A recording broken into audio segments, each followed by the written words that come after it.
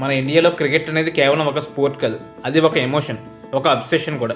ఒక మ్యాచ్ గెలిస్తే వీధులన్నీ సెలబ్రేషన్స్తో మారిమోగిపోతాయి. అదే ఒక మ్యాచ్ ఓడిపోతే కోట్ల మంది ఫ్యాన్స్ రాత్రంతా నిద్రపోరు. కానీ మనం టీవీలో చూసేది కేవలం బౌండరీలు, sixes, wickets and trophy celebrations మాత్రమే. ఆ కెమెరా ఆఫ్ అయిన తర్వాత ఆ డ్రెస్సింగ్ రూమ్లో నిజంగా ఏం జరుగుతుంది, ఒక్క ప్లేయర్ స్మైల్ వెనుక ఎంత ప్రెజర్ దాగి ఉంటుంది, ఎందుకు కొంతమంది స్టార్ ప్లేయర్స్ ఒక్కసారిగా టీం నుంచి మాయమైపోతారు. మరి క్రికెట్ నిజంగానే మనం అనుకున్నంత పర్ఫెక్ట్ గేమేనా? ఈ రోజు భారత్ క్రికెట్లోని డార్క్ సైడ్ గురించి మాట్లాడుకుందాం. ఈ వీడియోలో చెప్పే విషయాలు పబ్లిక్గా తెలిసిన వెరిఫైడ్ సంఘటనలు మరియు వాటి ప్రభావం ఆధారంగా ఉంటాయి. కాబట్టి వీడియోని చివరి వరకు చూడండి, ఎందుకంటే చివరిలో చెప్పబోయే విషయం ప్రతి క్రికెట్ ఫ్యాన్ ఒక్కసారి అయినా ఆలోచించేలా చేస్తుంది.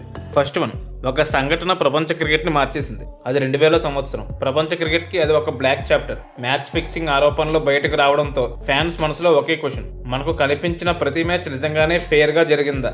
ఆ సంఘటన తర్వాత ప్రపంచ క్రికెట్ పూర్తిగా మారిపోయింది.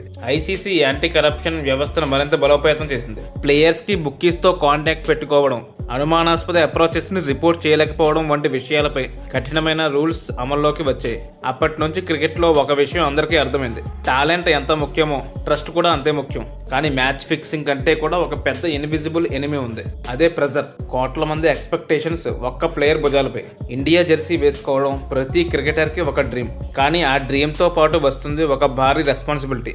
ఒక మ్యాచ్లో సెంచరీ చేస్తే అందరూ హీరో అంటారు, తర్వాత మ్యాచ్లో డక్ అయితే అదే ప్లేయర్ని సోషల్ మీడియాలో తీవ్రంగా విమర్శిస్తారు. కొన్నిసార్లు విమర్శలు ప్లేయర్తో ఆగవు, వారి ఫ్యామిలీ వరకు వెళ్తాయి. గ్రౌండ్లో కనిపించేది కేవలం స్కోర్ బోర్డ్, కానీ కనిపించిన స్కోర్ మెంటల్ ప్రెజర్. ప్రతి మ్యాచ్ ముందు ఈ రోజు నేను ఫెయిల్ అయితే అనే ప్రశ్న చాలా మంది ప్లేయర్స్ మనసులో ఉంటుంది. అయినా వాళ్ళు స్మైల్ చేస్తూ గ్రౌండ్లోకి వస్తారు, ఎందుకంటే కోట్ల మంది అభిమానులు వారి మీద ఆశలు పెట్టుకుని చూస్తుంటారు. కానీ ప్రెజర్తో పాటు ఇంకో విషయం కూడా ప్లేయర్స్ కెరీర్ని ప్రభావితం చేస్తుంది, అదే team selection. Third one, team selection. Talent మాత్రమే సరిపోతుందా? ప్రతి డొమెస్టిక్ సీజన్లో వందలాది ప్లేయర్స్ టీమిండియా జెర్సీ కోసం కష్టపడుతుంటారు. కొంతమంది అద్భుతంగా పెర్ఫామ్ చేసినా వాళ్ళకు అవకాశం రావడానికి నెలలు, కొన్నిసార్లు సంవత్సరాలు కూడా పడుతుంది. అప్పుడు ఫ్యాన్స్ ఒకే క్వశ్చన్ అడుగుతారు: ఈ ప్లేయర్కి ఛాన్స్ ఎందుకు రాలేదు? సెలక్షన్ అనేది కేవలం రన్స్, వికెట్స్ మాత్రమే కాదు. Current form, fitness, team combination, opponent and pitch conditions, ఇలా చాలా ఫ్యాక్టర్స్ మీద ఆధారపడి ఉంటుంది. అందుకే బయట నుంచి కనిపించేది ఒక డెసిషన్ మాత్రమే, కానీ దాని వెనక చాలా క్యాలిక్యులేషన్స్ ఉంటాయి. అయినా ప్రతి సెలక్షన్ సీజన్లో డిబేట్ మాత్రం ఆగదు. And next one, injuries. కెరీర్ని మార్చేసే సైలెంట్ ఎనిమీ.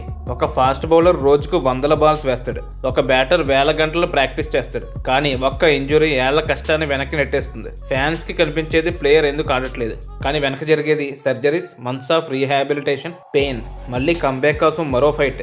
గ్రౌండ్లో కనిపించేది కంబ్యాక్ మాత్రమే, కానీ ఆ కంబ్యాక్ వెనుక ఎన్నో కన్నీళ్ళు ఉంటాయి. అండ్ నెక్స్ట్ వన్, మన సోషల్ మీడియా. ఇది ఆ క్రికెటర్స్కి బ్లెస్సింగా లేదా బర్డెనా అర్థం కాదు. ఈ రోజుల్లో ఒక మంచి ఇన్నింగ్స్ కొన్ని నిమిషాల్లో హీరోని చేస్తుంది, ఒక బ్యాడ్ మ్యాచ్ అదే వేగంతో విలన్నే చేస్తుంది. క్రిటిసిజం అనేది స్పోర్ట్లో భాగమే, కానీ పర్సనల్ అబ్యూస్, ఫ్యామిలీని టార్గెట్ చేయడం, థ్రెట్స్ పంపడం, ఇవి క్రికెట్లో ఉండకూడని విషయాలు. చాలా మంది ప్లేయర్స్ ఇంటర్వ్యూస్లో కూడా చెప్పారు సోషల్ మీడియా ప్రెజర్ని హ్యాండిల్ చేయడం కూడా ఒక పెద్ద ఛాలెంజ్ అని. And next one, IPL opportunity. ఇది కూడా ఒక ప్రెజరే. ఐపీఎల్ ఎంతోమంది యువ ప్లేయర్స్కి లైఫ్ ఇచ్చింది. అన్నౌన్ ప్లేయర్స్ నేషనల్ స్టార్స్ అయ్యారు, కానీ కంటిన్యూస్ క్రికెట్, ట్రావెల్, ఫిట్నెస్, వర్క్లోడ్ ఇవన్నీ ప్లేయర్స్పై అదనపు ఒత్తిడిని కూడా పెంచాయి.